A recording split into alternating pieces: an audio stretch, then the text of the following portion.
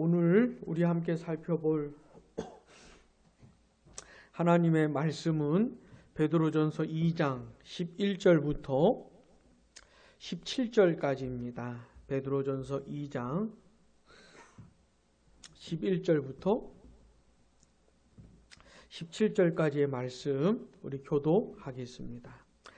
사랑하는 자들아, 거류민과 나그네 같은 너희를 권하노니 영혼을 거슬러 싸우는 육체의 정욕을 제어하라. 너희가 이방인 중에서 행실을 선하게 가져 너희를 악행한다고 비방하는 자들로 하여금 너희 선한 일을 보고 오시는 날에 하나님께 영광을 돌리게 하려 함이라. 인간의 모든 제도를 주를 위하여 순종하되 혹은 위에 있는 왕이나 혹은 그가 악행하는 자를 징벌하고 선행하는 자를 포상하기 위하여 보낸 총독에게 하라. 곧 선행으로 어리석은 사람들의 무식한 말을 막으시는 것이라. 너희는 자유가 있으나 그 자유로 악을 가리는 데 쓰지 말고 오직 하나님의 종과 같이 하라. 무사람을 공경하며 형제를 사랑하며 하나님을 두려워하며 왕을 존대하라. 아멘. 우리는 오랜만에 이 수요 성경 강의 시간을 갖고 있는데 감사합니다. 비록 모이는 사람은 얼마 없지만은 많으나 적으나 우리가 하나님의 말씀에 집중하고 하나님의 말씀이 우리에게 뭐라고 하시는지 듣기를 원합니다. 자, 지난 시간에 우리가 살펴봤던 건 뭐냐면은 우리가 예수 그리스도를 통해서 그리스도 안에서 받은 그 은혜가 무엇인지를 본 겁니다. 그 유명한 말씀이 9절, 10절인데 한번 같이 읽어보겠습니다. 그러나 너희는 택하신 족속이요 왕같은 제사장들이요 거룩한 나라요 그의 소유가 된 백성이니 이는 너희를 어두운 데서 불러내어 그의 기이한 빛에 들어가게 하신 이의 아름다운 덕을 선포하게 하려 하심이라. 너희가 전에는 백성이 아니더니 이제는 하나님의 백성이요 전에는 긍휼을 얻지 못하였더니 이제는 긍휼을 얻은 자니라. 아멘. 사실 이 짧은 두 구절 속에는 정말 많은 내용이 들어가 있습니다. 이런 은혜를 받았다는 거지요. 예수를 믿는 진짜 예수를 믿는 모든 사람들은 하나님께 선택받은 사람들입니다. 자, 우리 편에서는 내가 도대체 왜 선택받았는지가 이해가 안 되는 것이에요. 예수를 안 믿는 사람이나 나나 다를 것이 하나도 없는데 하나님이 왜 나를 선택하셨을까? 자, 내가 예수 그리스도를 믿게 되고 하나님의 자녀가 되고 하는 이 모든 것들은 지금 내 삶에 벌어지고 있는 이 모든 것들은 창세전에 하나님이 날 선택하셨기 때문에 되는 겁니다. 성경은 그렇게 설명을 하는 것이에요.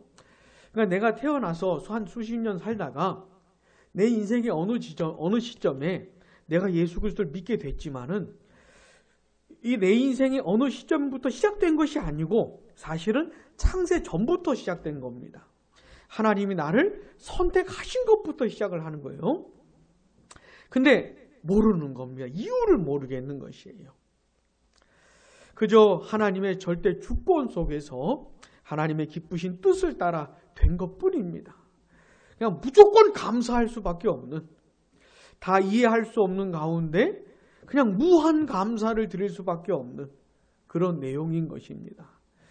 그렇게 우리는 하나님께 선택을 받은 사람들이고 아주 대단히 영광스러운 예배자로 부름을 받은 사람들입니다. 왕같은 제사장들인 것이죠. 너무너무 영광스러운 사람들로 하나님께 나아갈 수 있고 하나님을 예배할 수 있는, 하나님께 기도할 수 있는 사람들로 불러주신 것이고, 그리고 이 세상과는 특별히 구별되는 거룩한 하나님의 나라, 백성되게 하신 것이고 하나님의 소유, 하나님의 긍휼을 얻는 자가 되게 하신 것입니다. 자, 우리가 앞으로 신앙생활을 얼마나 하게 될지는 모르겠지만 우리가 신앙생활을 하면서 초점을 맞춰야 되는 게 뭐냐면 그리스도 안에서 하나님께서 나에게 베푸신 은혜가 뭔지를 알아가는 겁니다. 하나님께서 나에게 베푸신 그 은혜가 뭔지, 그게 얼마나 놀랍고 풍성한 것인지를 점점 더 알아가는 것, 거기다가 우리의 초점을 맞춰야 되는 겁니다. 그래서 기독교 신앙생활은 뭐냐면 이런 겁니다. 하나님의 은혜가 뭔지를 알아가면서 그 은혜가 너무 크고 놀라운 것을 경험하고 맛을 보면서 그래서 하나님 앞에서 살게 되는 것, 그게 기도 성경이 말하는 신앙생활인 것이죠. 자, 그렇게 놀라운 은혜를 받은 사람이 경험하는 게 뭐냐면 하나님께서 그 사람 안에 새로운 본성을 심어주시는 겁니다. 옛날에는 없었던 본성, 그리스도를 믿지 않았을 때는 없었던, 그냥 이 세상에 태어나서 하나님과 상관없이 태어나서 하나님을 알지도 못하고 예수를 믿지도 않고 그냥 자기중심적인 성향을 가지고 죄의 본성을 가지고 태어나가지고 그렇게 살았을 뿐인데 하나님께서 전혀 다른 본성을 심어주시는 겁니다. 새로운 성향을 심어주시는 거예요. 갈라디아서 5장의 말씀대로 하자면 성령의 소욕을 심어주시는 겁니다. 그래서 진짜 뭔가 바라는 것이 생겼는데 그건 뭐냐면 하나님께 영광 돌리고 싶은 마음이 생겼어요. 하나님을 사랑하고 싶은 마음, 하나님의 뜻대로 살고 싶은 마음, 그런 게 생긴 겁니다. 자, 옛날에는 없었어요. 그런 게 없었어요. 근데 하나님께서 그런 마음을 주셨기 때문에 내 남은 인생, 내 모든 인생을 통해서 오직 하나님을 높이고 싶은, 하나님의 뜻을 이루고 싶은, 하나님의 뜻을 따라 하나님을 사랑하고 이웃을 사랑하며 살고 싶은 진실한 열망이 생긴 겁니다. 그래서 예수를 믿는 사람에게는 이 두 가지 본성이 있는 것이에요. 자, 믿지 않는 사람은 이런 게 없습니다. 한 가지 본성밖에 없는 거예요. 오늘 우리가 함께 읽은 이 본문에서는 그 얘기를 하고 있는 겁니다. 자, 11절 하반절 보시면 영혼을 거슬러 싸우는 같이요 육체의 정욕을 제어하라. 아멘.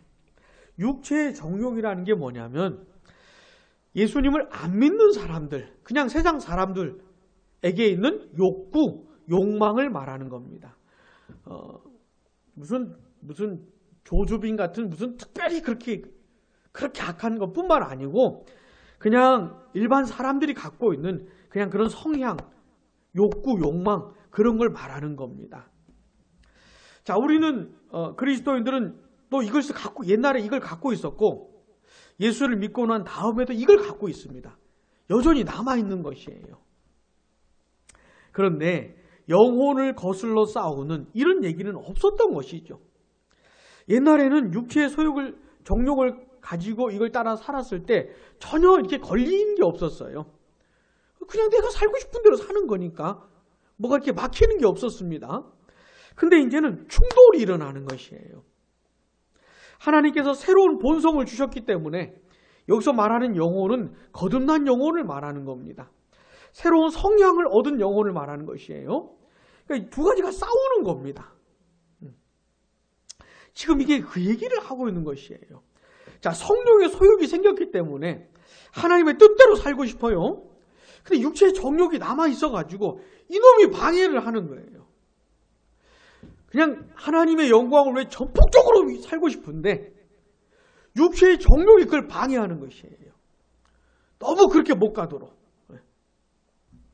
그래서 이 두 놈이 싸우는 겁니다.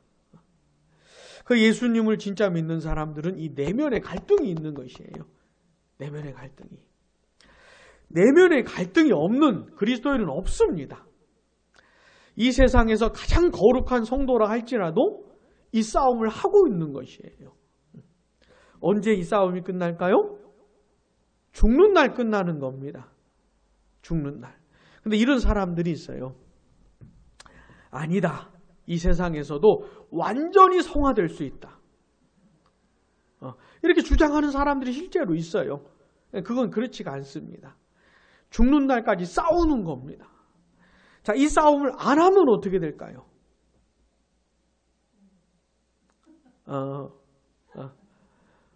그 죽기 전에 예수님을 믿는다고 하면서도 이 싸움을 안 하는 사람은 말로는 예수를 믿는다고 하면서 육체의 정욕을 따라 살게 되어 있는 겁니다. 이게 아직도 남아있고 이게 계속 작동을 하는 것이에요.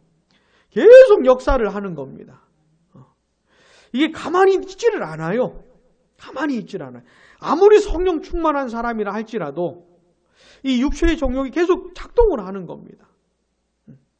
그래서 어떻게 해야 되냐면 끊임없이 분별을 해야 되고 분간을 해야 되고 이게 육체의 정욕 같다면은 이걸 거절하고 거부하고 제어하고 삼가고 해야 하는 것이죠. 아주 치열한 겁니다. 아주 치열한 거예요. 자, 저 같은 설교자에게는 어떤 육체의 정욕이 있을까요? 예를 들어서 설교를 잘해서 저 목사 설교 잘한다. 참 은혜롭다. 이런 얘기를 듣고 싶겠죠. 이런 얘기를 안 듣고 싶은 설교자는 없어요. 근데 이게 육체의 정욕인 겁니다. 그러니까. 아니, 설교자가 설교를 잘하는 게 뭐가 문제겠어요. 근데 그 동기가 자기가 인정을 받고 싶고 자기가 높아지고 싶은 거예요. 그건 육체의 정욕인 겁니다. 그거를 예민하게 분간을 하고 거절을 하고 선포되는 하나님의 말씀을 통해서 신실하게 하나님의 뜻이 전해지고 그래서 하나님께서 영광을 받으시기를 원하는 그런 동기와 마음을 지켜가면서 해야 되겠죠. 그러니까 이 육체의 정욕은 이 설교 단상에서도 작동을 하는 것이에요. 이건 시도 때도 가리질 않는 겁니다. 이놈은. 그러니까 이걸 예리하게 분별을 하고 싸우지를 않으면 그냥 언제 어느새 모르게 그냥 그렇게 살고 있는 것이에요.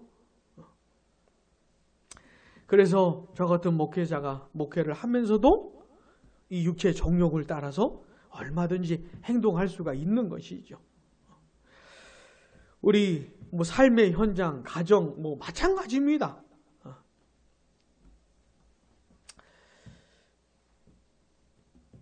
모든 예수 믿는 사람들은 죽는 날까지 이 싸움을 해야 되는 것이에요. 이 싸움을. 이게 구원받은 성도들이 이 세상에서 사는 삶입니다. 이걸 도대체 누가 이해를 하겠습니까? 우린 세상에서 치열하게 살아가지만은 그냥 치열하게 사는 것뿐만이 아니고 이런 내면의 싸움도 치열하게 하는 겁니다. 세상 사람들처럼 더불어서 치열하게 살아가지만 이 싸움도 치열하게 해야 되는 것이에요.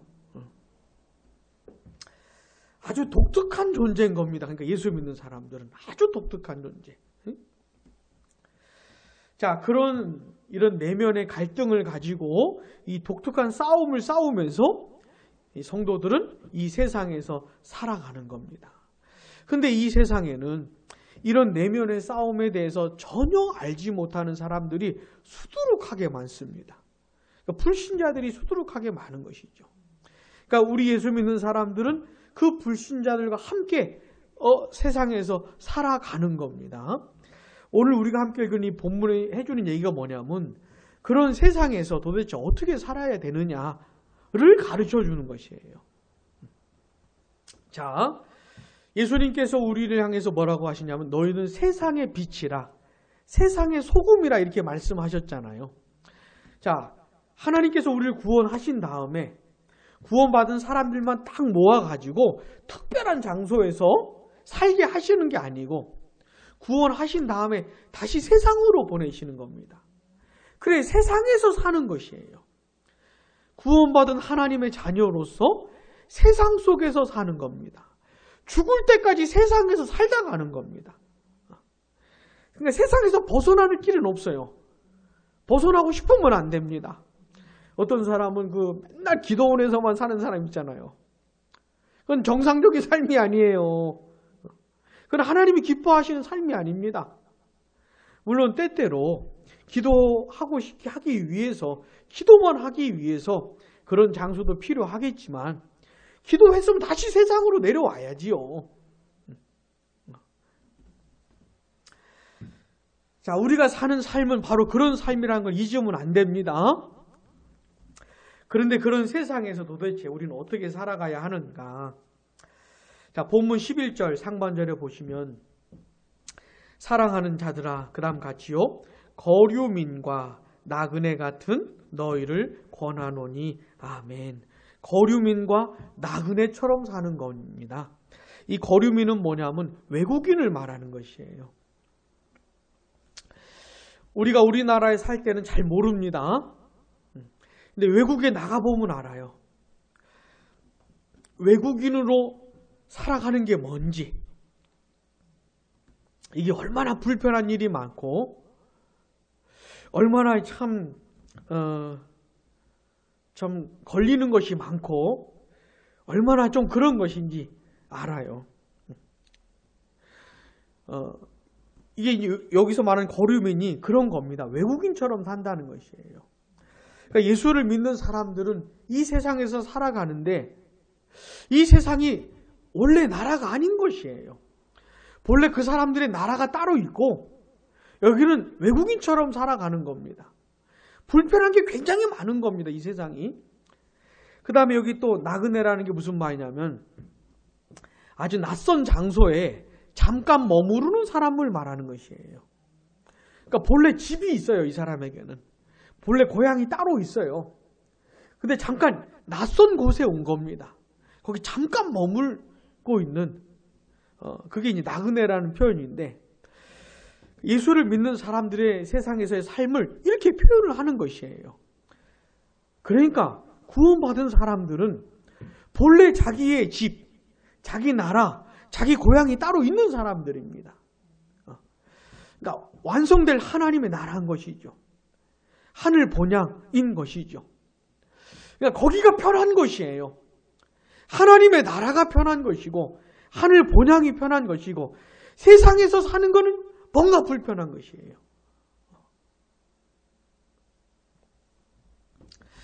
자, 세상 사람들, 하나님을 모르고 예수를 안 믿는 사람들하고 함께 더불어 살아가는 게 그게 마냥 좋은 게 아닙니다. 그러니까는 저는 예수를 믿는데 세상에서 살아가는 것도 너무너무 좋습니다. 그냥 뭐 불교, 천주교, 그다음 뭐 온갖 다양한 종교 다니는 사람들, 또 아니면 무교 사람들, 이런 사람들 그냥 세상 사람들하고 함께 살아가는 게 저는 너무너무 편안하고 행복하고 말도 잘 통하고 생각도 잘 통하고 막 그럽니다. 그러면 이상한 사람인 것이에요. 이게 과연 예수 믿는 사람인지를 의심을 해봐야 되는 그런 것이죠. 그러니까 예수를 믿는 사람들은 세상에서 살면서 학교를 다니든 직장을 다니든 사업을 하든 세상에서 살면서 참 불편한 걸 많이 겪는 겁니다. 뭔가 편하지가 않아요. 왜냐하면 거류민과 나그네처럼 살고 있는 것이기 때문에 그런 겁니다. 이런 불편한, 잘 안 통하는 거, 이런 거는 그냥 감수하면서 사는 겁니다. 그렇지, 내 원래 나라는 하나님의 나라고 내 집은 하늘 본향에 있는 것이지 세상에선 잠깐 사는 것이지 이렇게 살아가는 것이에요.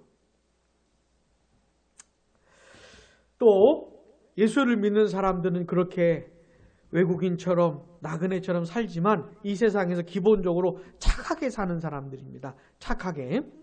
본문 12절 같이 읽어보겠습니다. 너희가 이방인 중에서 행실을 선하게 가져 너희를 악행한다고 비방하는 자들로 하여금 너희 선한 일을 보고 오시는 날에 하나님께 영광을 돌리게 하려 함이라. 아멘. 너희가 이방인 중에서 예수님을 안 믿는 사람들하고 같이 사는데 어떻게 해야 돼요? 행실을 선하게 가져야 되는 겁니다. 착하게 살아야 되는 거예요. 그러니까 선하게 살아야 되는 겁니다. 물론 이 불신자들이 우리의 선함과 착함을 이해하지 못해서 비방하고 조롱하고 조소한다 할지라도, 뭐라 한다 할지라도 하나님 앞에서 착하게 살아야 하는 것이에요. 이게 우리의 기본 삶입니다. 우리에게 악하게 한다 그래서 우리도 똑같이 대하고, 똑같이 나쁘게 하고, 물론 그렇게 하고 싶을 때 맞죠. 진짜 이상한 놈들 많거든요. 너무너무 이상한 사람들 많아요. 그럼 갚아주고 싶고 그냥 뭐라 해주고 싶고. 그렇지만은 예수 믿는 사람들은 어떻게 해요? 착하게 사는 겁니다. 선하게 사는 것이에요. 그러면서 우리 예수님 다시 오시는 날을 기다리는 겁니다. 내가 하나님 앞에서 착하게 살고 선하게 살면서 비방을 당하고 욕을 먹을 수도 있지만은, 그러나 그걸 참아가면서 계속 착하게 사는 거예요. 그러면서 예수님 다시 오시는 날을 기다리는데, 예수님 다시 오시는 그날에 무슨 일이 벌어지냐면, 나를 조소하고 욕했던 사람이 그날에 하나님께 보고를 하는 겁니다. 이 사람 그렇게 살았었다고. 그렇게 해서 하나님께 영광을 돌리게 되는 거예요. 중간쯤 보시면 너희 선한 일을 보고 오시는 날에 하나님께 영광을 돌리게 하려 함이라. 아멘. 그러니까 예수님 다시 오시는 그날에 그렇게 나를 욕하고 저주하고 비방했던 사람들을 통해서조차 하나님이 영광을 받으시는 것이죠. 우리가 하나님 앞에서 이 세상에서 어떻게 선하게 착하게 살았는지를 그 사람들이 입으로 증거를 해주는 거예요.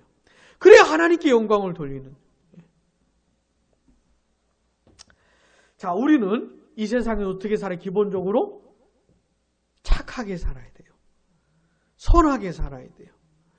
맞받아치고 막 되갚아주고, 오히려 한 2대 맞으면 한 10대 패버리고.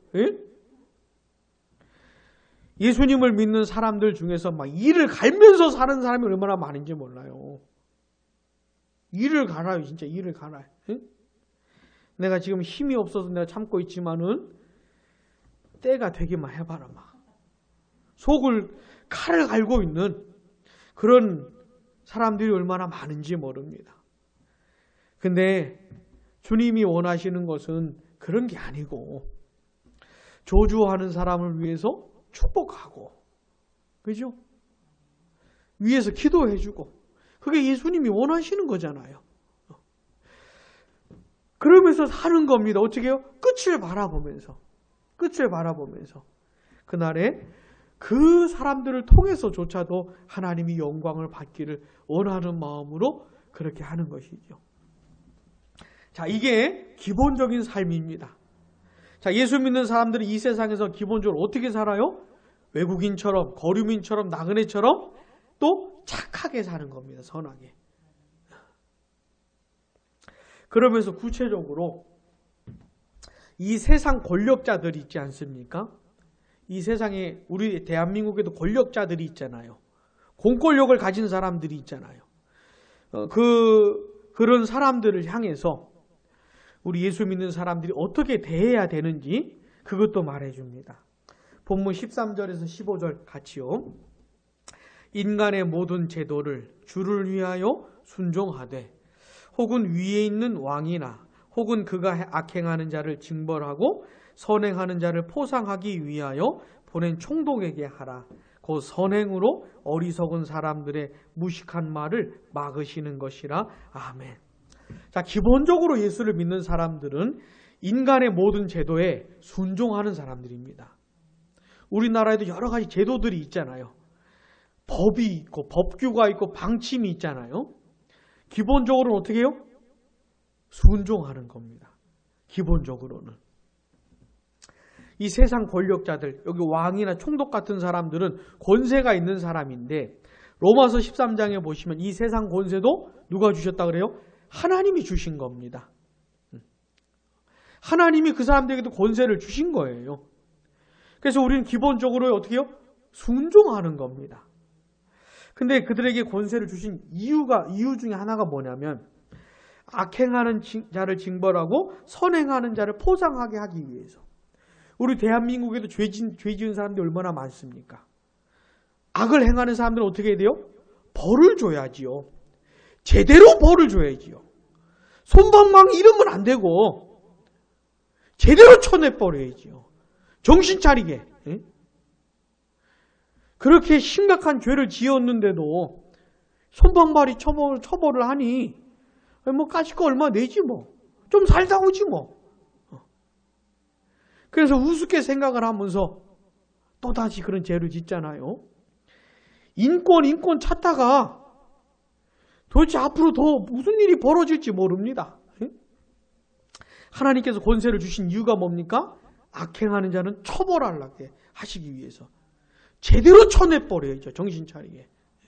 무서워서 그런지 못하게. 세상 권세를 주신 이유가 그런 이유예요. 선을 행하는 자에겐 상을 주고, 그러니까 상과 벌을 제대로 줘야 되는 겁니다. 그래서 이 15절에 나오는 어리석은 사람들의 무식한 말이 뭐냐면 선과 악에 대해서 제대로 상을 주고 처벌을 하면서 사람들로, 이 어리석은 사람들로 하여금 깨닫게 하는 겁니다. 아, 악을 행하다가는 저렇게 벌 받는 거구나. 저래 끝장나는 거구나. 무서운 것이구나. 아, 선을 행하는 건 참 좋은 거구나. 저런 큰 상을 받으니. 이렇게 어리석은 사람들이 무식한 말을 맞게 하는 겁니다. 그래서 어떻게 해요? 이 세상을 어느 정도는 유지하게 하는 하나님의 일반 은총 가운데 이런 일을 하게 하시는 거예요. 그래서 정부는, 국가는 이런 일을 잘해야 되는 겁니다. 선과 악에 대한 분명한 태도를 가지고 큰 상을 주고 제대로 된 벌을 줘야 되는 것이죠. 근데 이걸 제대로 안 하면 엉망진창이 되는 겁니다. 선을 행하고자 하는 욕구가 별로 안 생겨요. 그러니까 에이 뭐 별거 아니네. 그 다음에 죄를 짓는 것에 대해서 별로 무서워하지를 않아요. 별거 아니네 뭐. 그러면서 엉망진창이 되는 것이죠. 하나님께서 본인들에게 권세를 주신 그 목적을 잊어버리고 잘 감당하지 못하고 있는 것이죠. 자, 그래서 어떻게 해요? 예수를 믿는 사람들은 기본적으로 어떻게 해요? 순종하는 겁니다. 자, 그런데 예외가 있어요. 아무리 대단한 권세를 가진 국가나 제국이나 대통령이나 뭐가 됐다 할지라도 자기들의 분수를 넘어서 그리스도인들이 하나님을 섬기는 일을 방해한다거나 예배하는 일을 방해한다거나 이러면 얘기가 달라지는 겁니다. 자기들이 할 일이 아닌데 그럼 얘기가 달라지는 것이에요. 그럴 땐 순종 안 하는 겁니다. 대단한 권세를 가지고 있다 해도 심지어 목숨을 빼앗아 간다 할지라도 절대 순종 안 하는 겁니다. 죽을지언정 예배하는 겁니다. 하나님을 섬기는 것이죠. 그렇다고 이런 건 아닙니다. 교회가 또 힘을 어떤 세상 권세를 가져가지고 막 대결하고 충돌하고 이 교회 역사를 보면 그런 사람들이 있었어요. 실제로 막 쳐들어가요. 막 쳐들어가서 정복하고 막 이러는 사람들이 있는데 그런 방식은 아니고 기본적으로는 순종하지만 하나님을 섬기는 것을 방해할 때는 하나님을 섬기면서 하나님을 예배하면서 그대로 당하는 겁니다. 그게 이 초대교회 성도들이 보여주었던 모범이기도 하거든요. 자, 그러나 기본적으로는 어떻게 해요? 기본적으로 순종하는 겁니다. 그러니까 예수를 믿는다고 하면서 기본적으로도 법규도 잘 안 지키고 국가 뭐 다 무시하고 이런 건 아닌 것이죠. 그러니까는 사도 베드로가 이런 내용을 가르쳐 주는 겁니다. 요즘에 우리나라 정부가 이 교회 예배에 대해서 물론 이 코로나하고 이게 엮여 있어가지고 절묘하게 다가오긴 하지만은 이거 예민한 부분인 것이에요. 이게 예민한 것이에요. 이게 모르겠습니다. 이 온라인 예배 이거 코로나19 끝나고 나서 한국 교회가 어떻게 될지 이거 고민이 돼요. 이거 굉장히 예민한 부분입니다. 아무튼 간에 우리는 그런 것을 이 국가나 이런 이 세상 권세가 그런 부분을 이렇게 넘어오려고 할 때는 예민해지는 거예요. 그러나 기본적으로는 순종하는 겁니다. 기본적으로는. 자, 그리고요. 예수 믿는 사람들이 이 세상에서 살아갈 때 자유를 가지고 있는데 16절, 17절 같이요. 너희는 자유가 있으나 그 자유로 악을 가리는 데 쓰지 말고 오직 하나님의 종과 같이 하라. 무사람을 공경하며 형제를 사랑하며 하나님을 두려워하며 왕을 존대하라. 아멘. 그러니까 기본적으로 세상에서 이렇게 사는 거예요. 17절 무사람을 공경하라. 그러는데 무사람이 누굴까요? 그냥 모든 인간, 그냥 모든 사람, 가난하든 부자든 많이 배웠든 못 배웠든 뭐 깨끗하든 더럽든 그냥 모든 사람 있잖아요. 을 공경하는 겁니다. 그러니까 무시하지 않는 거예요. 모든 사람들을 귀하게 대해주고 이렇게 뭐라 그럴까요? 업신여기지 않는 것이죠. 잘 대해주는 것이죠. 이게 우리의 기본 태도입니다. 딱 보니 돈도 별로 없는 것 같구만. 딱 보니 뭐 많이 배우지도 않는 것 같구만. 이러면서 무시하는 게 아니고 그의 외모가 어떻든 간에 사람이라면 잘해주는 겁니다. 잘 대해주는 것이에요. 절대로 무시하는 거 아닙니다. 그리고 형제를 사랑하고 하나님을 두려워하고 왕을 존대하고 이게 이제 기본적인 태도인데 그냥 억지로 이렇게 사는 게 아니고 자유를 가지고 사는 거예요. 자유를. 하나님이 우리에게 주신 자유를 그냥 막 발휘하며 사는 게 아니고 하나님의 뜻에 순종하는 종들처럼 하나님의 뜻이 뭐냐면 무사람을 공경하고 형제를 사랑하고 하나님을 두려워하고 왕을 존대하며 사는 것이니까 하나님의 기뻐하신 뜻이니까 내게 주신 자유를 가지고 순종하는 겁니다. 우린 자유하면은 그냥 내 마음대로 사는 것을 생각하지만 그런 게 아니고 성경이 말하는 자유는 하나님 뜻대로 살 수 있는 자유를 말하는 겁니다. 그러니까 예수를 믿는 사람들은 하나님의 뜻에 억지로 순종하는 게 아닙니다. 어쩔 수 없이 순종 안 하면 벌 받으니까 이런 게 아니고 하나님의 뜻이니까 큰 기쁨으로 기꺼이 순종을 하는 겁니다. 자, 오늘 우리가 살펴본 내용이 뭐지요?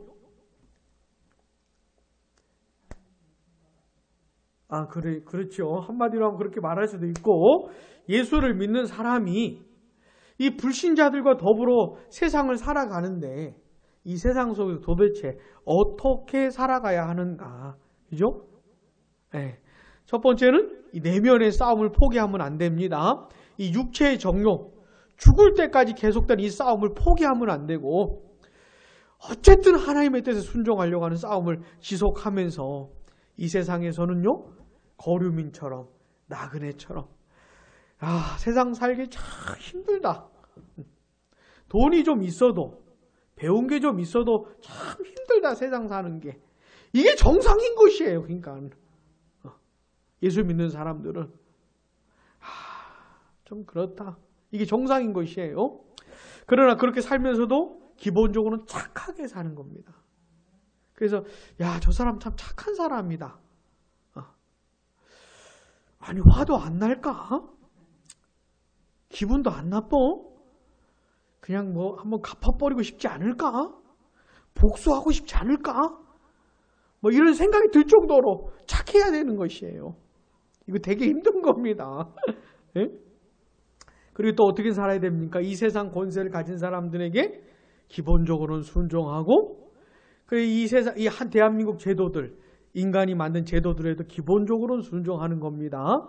그러나 우리가 하나님을 섬기고 하나님을 예배하고 하나님의 뜻에 순종하는 일을 방해할 때는 이거는 절대로 순종할 수가 없는 것이죠.